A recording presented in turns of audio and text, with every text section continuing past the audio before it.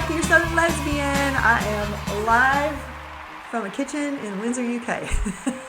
Because a lesbian is doing what a lesbian has to do right now, so just bear with me. There are really loud planes flying overhead. I am got this microphone wrapped up like nobody's business to try to keep us from getting interrupted by ridiculous plane noises. So anyway, here we are. We got a lot to discuss. Well, let's wait for the damn plane to go by for a second, y'all.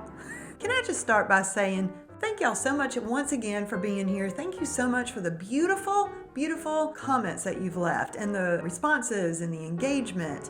That keeps me coming back. That is what I felt like we needed here and why I wanted to start this. So, you know, like I said, especially mature lesbians or lesbians of a certain age, whatever you want to say. You don't have to be a certain age. You can be any age. You don't have to be a lesbian for that matter. If you enjoy coming here and listening to me rant, and enjoy most of all reading your feedback, because y'all are some clever lesbians and you have some great things to say. And I am so proud of y'all for getting out there, for trying to build community. The goal here is to continue to do that here, and the TikTok community. Holy cow, y'all. The TikTok community is blowing up. So if you haven't checked out that page, go check that out as well, because there's starting to be some good interaction there. And can we just talk about the TikTok lesbian community for a second? Wow, like I've heard this for a couple of years, and y'all, again, I'm a lesbian of a certain age. I'm resistant to changing my technology. Y'all know when we had to move from MySpace to Facebook, which back then, how much did Facebook even change while we were on it? And then it was Instagram, and then it was, Snapchat, which I couldn't, y'all. And then, and now here we are, TikTok. Not to mention all the dating apps. If you're single, a lesbian is exhausted. I'm just saying. What was that rant all about? Oh, TikTok. Okay, so the lesbian community on TikTok is pretty damn cool.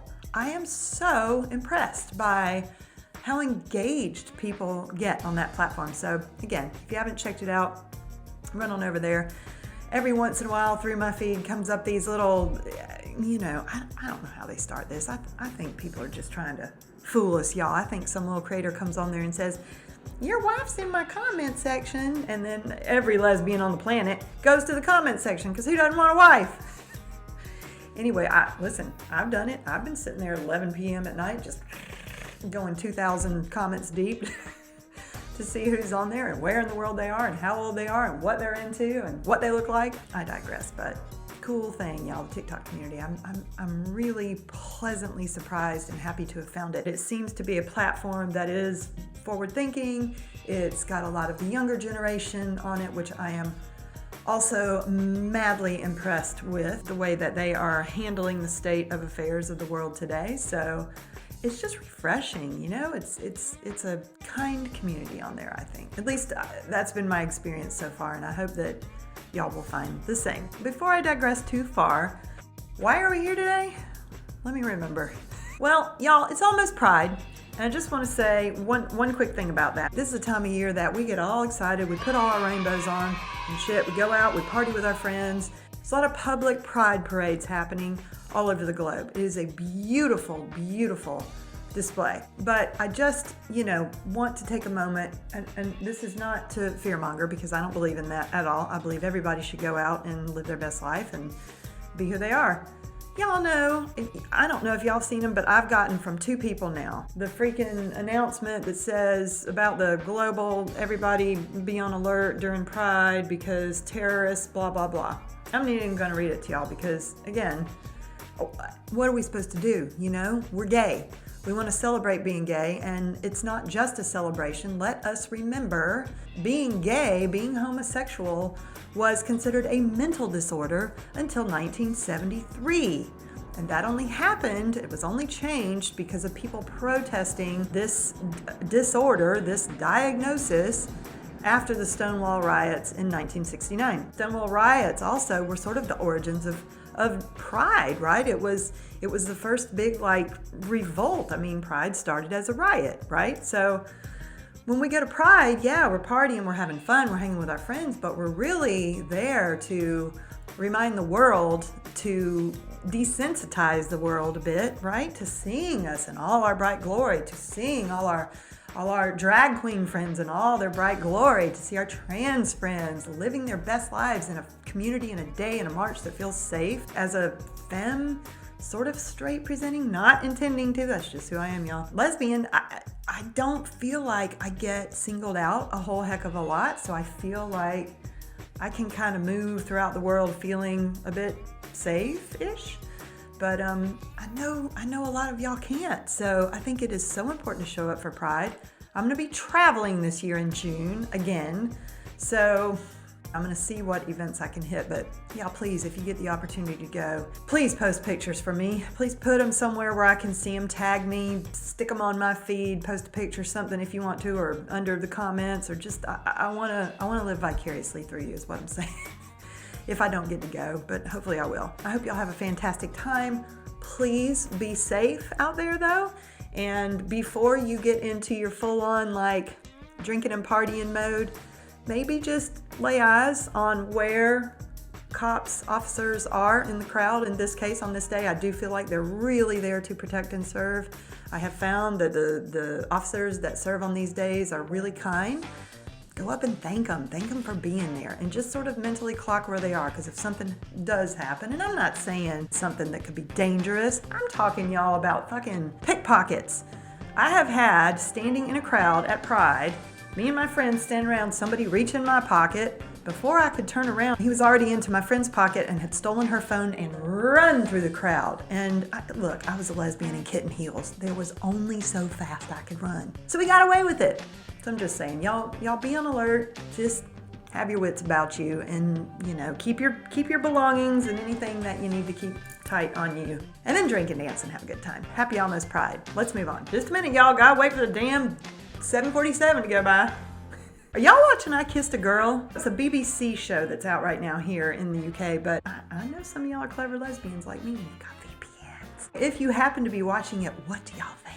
I mean, they're youngins, but I gotta tell you, there again, I am so impressed by this generation of young adults. They are just so much more emotionally mature than I was at that age, and I am blown away by the relationship conversations that they have with one another. I mean, every time, past couple of years, when one of these lesbian relationship series has come out, I'm like, wow, these kids, they are just, again, 747, y'all, hold on. It's just so impressive because they've got a much better leg up on getting a serious relationship started than I did at that age. So again, it's called Kissed a Girl, like the Katy Perry song, but without the Katy Perry song for some reason, on the BBC. Last thing that I wanted to ask y'all about this week is, are y'all into lesbian romance like I am? Books. We're talking books now.